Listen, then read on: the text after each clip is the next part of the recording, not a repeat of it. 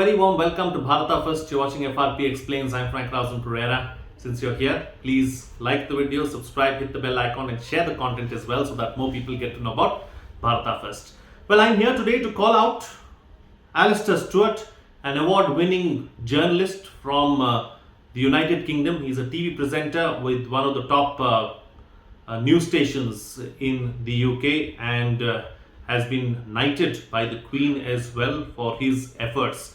But unfortunately, his colonial mindset does not seem to have gone away. The Ukraine crisis, of course, is boiling over and the entire world has been caught by everything that's been happening in Ukraine. India too is extremely busy with evacuating its citizens out of the Ukraine. One of the citizens has died in Kharkiv. Another one has been shot and is injured and is recuperating in the hospital as well. So the situation is really grave. In the meantime, there were reports from Russia that suggested that 3,000 Indians were held hostage as well in Ukraine. So all of this has been happening in the Ukraine. Along with that, of course, the West has been trying to pressurize the entire world into trying to go against Russia, not caring two hoots about what kind of a relationship any of these countries have with Russia, so to say. There have been several votes at the UN as well to condemn the attacks by Russia, the invasion of Russia in Ukraine. But India so far has abstained from all of the votes and has said that only this particular crisis can be sorted out and dealt with only diplomatically and through dialogue. This has not gone down too well with the United States and other Western allies. At a recent vote, of course, India along with 34 others decided to abstain and only 5 of them supported Russia. All the other members, or 130 of them, supported the West and its resolution. Now, you need to understand that India is in a precarious situation. India is in a tough spot and India has done the right thing by abstaining. In fact, India should go forward and decide to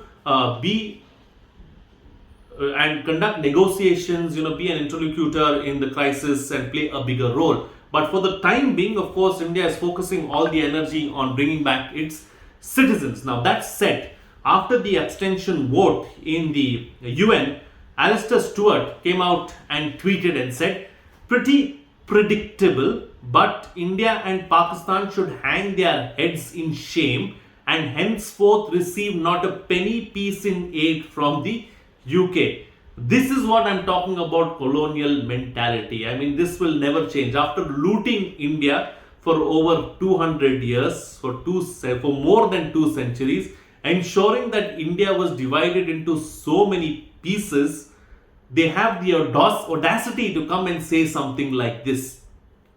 How dare he? How dare he? You look at the kind of loot that the UK has carried out over the 2 centuries that it had plundered India, taken back practically everything, every one of our prized possessions. And someone like Alastair Stewart, who's a journalist, who is supposed to have been given so many awards, comes out and says something like this. It is really unfortunate. He doesn't know, after being a journalist for so many years, being in service for so many years, he doesn't understand what geopolitics is, really. And who is the UK to give us any aid? We don't care two hoots about UK's aid. We have stopped taking aid, by the way, since 2015. Our aid policy has changed. We don't want anybody's money. And what is the UK left to? At one point in time, they were very proud about, saying that the sun will never set on the British Empire. Look at where that empire is today. It's left to a mere island and nothing more. And even there are so many problems, there are so many issues. And as far as money is concerned, the Indian diaspora in the UK accounts for about 1.6% of the population, but our contribution to the GDP is 6%. That is how many times more? At least 5 times more. Okay? And that is the kind of contribution we've seen as far as Indians are concerned. And someone like an Alastair Campbell has the audacity to come out and say something like this. We do not need your aid. We do not want your aid. Please keep your comments to yourself and don't interfere in our internal matters, not understanding what geopolitics really is. The smart thing for India to do is take care of its own interest. And you too have been coming to India. The UK has been begging literally India to get an FTA done, to get some kind of a trade deal done, but that hasn't fructified as of now. But they have literally come to us with a begging bowl ever since they were kicked out of the European Union, or decided to walk out. I think the European Union was happy to have them walk out at some level, because European Union seems to be doing better at the moment. But nonetheless, the UK shouldn't be saying something like this. People from within the UK, respected personalities from within the UK who seem to know or seem to understand how these things work, should refrain from making such comments and should not say things like this. It's really unfortunate that Alastair Stewart has said this. He must apologize.